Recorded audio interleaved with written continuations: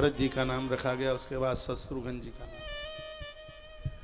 जबकि शत्रुघ्न से लक्ष्मण बड़े हैं, लखन का नाम बाद में है, शत्रुघ्न जी का नाम पहले है।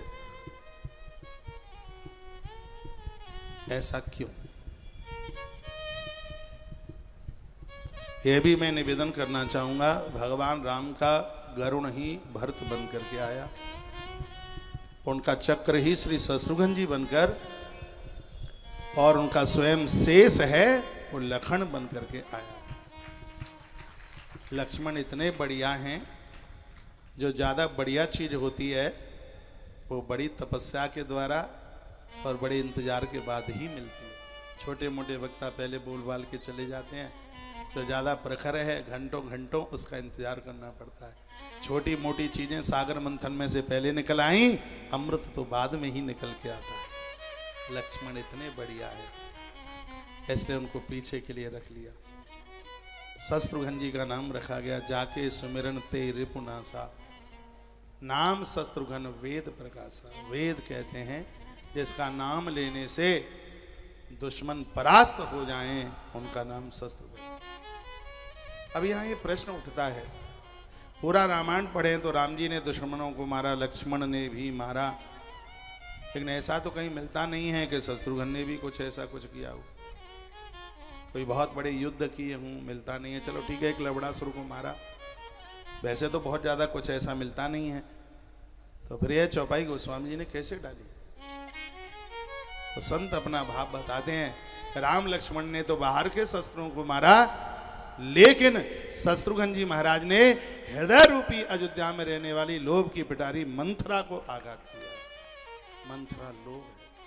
3 दोषों को जीतने की जरूरत है, एक कामात, क्रोधात, लोभात।